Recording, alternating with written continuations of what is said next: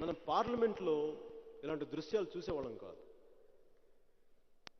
దానికి టీఆర్ఎస్ నాయకులు కల్వకుంట్ల చంద్రశేఖరరావు గారిని తప్పుపడితే చాలా తప్పు. సీమాంధ్ర ప్రజలందరికీ నేను సభాముఖంగా చెప్తున్నాను. నిజంగా ఆయన తప్పు పట్టుకోవడం. అలాగే టీఆర్ఎస్ శ్రేణుల్ని కానీ తెలంగాణ వాదుల్ని కానీ ఈ విషయం తప్పు పడితే నిజంగా తప్పు. దానికి బాధ్యత వహించాల్సింది అన్ని పార్టీలు. అందరూ నాయకులు, దశాబ్దాలుగా ఉంటున్న వాళ్ళు సీమాంధ్రులు కావచ్చు, తెలంగాణ మంత్రులు కావచ్చు, తెలంగాణ రాజకీయ నాయకులు కావచ్చు. కానీ ఇది అందరూ తలాపాపం పిడికిడు అన్నట్టుగా చేసుకుంటూ వచ్చారు. ఈరోజు ఇక్కడ దాకా పట్టుకొచ్చారు. నేను 2008లో చాలా విస్తృతంగా తిరిగాను తెలంగాణలో. ఇక్కడ మన హైదరాబాద్ గల్లీల దగ్గర నుంచి ఆదిలాబాద్ గిరిజన తాండాల దాకా నేను తిరిగాను. అందరూ కూడా మార్పు రావాలని కోరుకున్నారు. కానీ కొంతమంది బలంగా తెలంగాణ కోరుకున్న వ్యక్తులు కూడా నేను కలిశాను. కానీ అందరికీ లేదు అప్పటికీ. కానీ ఎందుకు తర్వాత అంత బలపడిపోయింది, అందరికీ ఎందుకు అంత మాకు కావాలన్న ఒక మొండి పట్టుదల ఎందుకు వచ్చిందంటానికి ఆ తర్వాత ప్రభుత్వాలు చేసింది ఏంటంటే, ఒక సిద్ధాంతం కానీ ఒక విధి విధానాలు లేని, నిలకడలేని రాజకీయ నాయకుల వల్ల. దానికి ఉదాహరణకి ఎలా అంటే మనకు అర్థమయ్యే భాషలో నాకు ఈ రాజకీయ పొలిటికల్ లాంగ్వేజ్ తెలియదు. బట్ నేను సాధ్యమైనంత మేరకు మనకు అర్థమయ్యే భాషలో మాట్లాడడానికి ప్రయత్నిస్తున్నాను.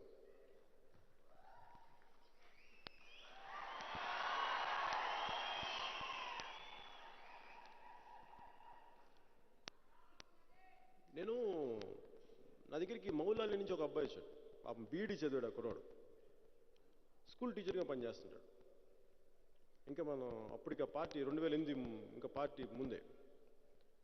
అబ్బాయి అన్నాడు వచ్చి, అన్న నేను టీచర్గా పనిచేస్తుంటాను, ఏంటంత కోపంగా ఉన్నావు అన్నాను. దీన్ని చెప్పాలనుకుని చెప్పు ఏంటంటే, అన్న నేను నెలకి 15,000 సంపాదిస్తాను.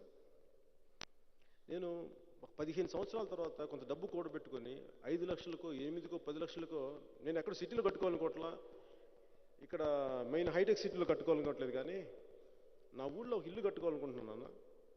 కానీ ఇప్పుడు ఇది నాకు అందుబాటులో లేకుండా పోయిందన్న. అన్న ఇప్పుడున్న ప్రభుత్వాలన్నా మొత్తం ఈ రియల్ ఎస్టేట్లు పెంచేసినాయి అన్న. నాకు ఇంత కష్టపడి పనిచేసినోడికి నాకు ఇల్లు కట్టకపోతే నాకు చాలా కడుపు మంటగా ఉందని, నాకు అందుకు కోపం ఉందన్న అన్నాడు. ఆ రోజు నిజంగా చెప్తున్నాను, ఆ రోజు అబ్బాయి మన తెలంగాణ కుర్రాడే, కానీ తను అనలేదు ఆ మాట. తను తెలంగాణ కావాలని కోరుకోలేదు అప్పుడు. కానీ అన్యాయం ఏంటన్నా అన్నాడు అంతే. అదే ఒక 5 సంవత్సరాల తర్వాత ఏమైపోయిందంటే, మన 2012కి వచ్చేటప్పటికి అందరి కోపం, 2009 తర్వాత అందరికి కోపం వచ్చింది. ఎందుకంటే అసలు ఈ ఆంధ్రాలో వెళ్ళిపోతే బెటర్ అనే స్థాయికి కోపం వచ్చేసింది లోపల. పాపం అది ఎవరికి వాళ్ళ మీద వీళ్ళకి కోపం లేదు, వీళ్ళ మీద వాళ్ళకి కోపం లేదు. కానీ ఈ రాజకీయ నాయకులు చేసిన మధ్యలో ఈ నీచపు పనుల వల్ల సామాన్యులు కొట్టుకునే స్థాయికి వచ్చింది.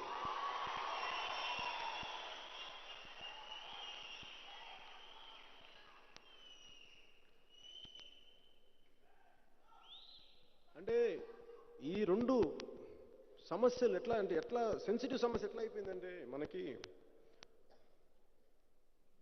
ఎవరిని గురించి ఏదైనా మాట్లాడాలంటే వీళ్ళు ఏమని అనుకుంటారేమో, వాళ్ళ గురించి మాట్లాడక అందరూ కామ్ అయిపోతున్నాం. ఒకసారి మనసులో మాటలు విప్పి చెప్పుకుంటే సుఖంగా ఉంటుంది. ఇలాంటి పరిస్థితి తీసుకొచ్చిన రాజకీయ నాయకులు బాగానే ఉన్నారు. వాళ్ళందరూ ఎయిర్పోర్ట్లో కలుస్తుంటారు, అరే తమ్మి, అరే భయ్, అవరా భయ్, మధ్యలో మనలాంటి వాళ్ళు సాగు కొడుతూ ఉంటారు. వీళ్ళు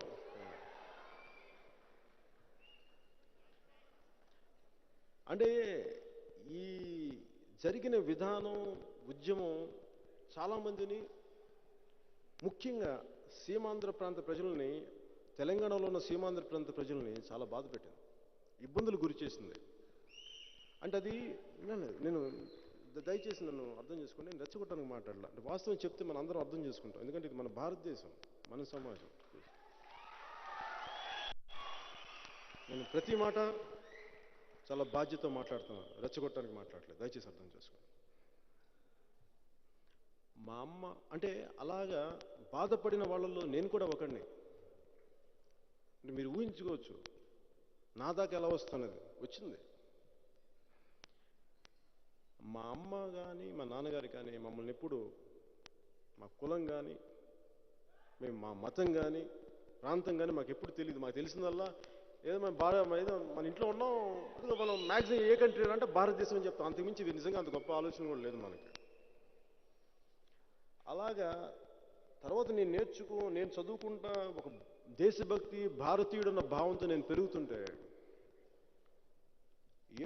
ఒక 5 సంవత్సరాల క్రితం సరిగా ఆల్మోస్ట్ మన ప్రజారాజ్యం పార్టీ పెట్టక ముందు ఆఫీస్లో కూర్చొని ఉన్నాను.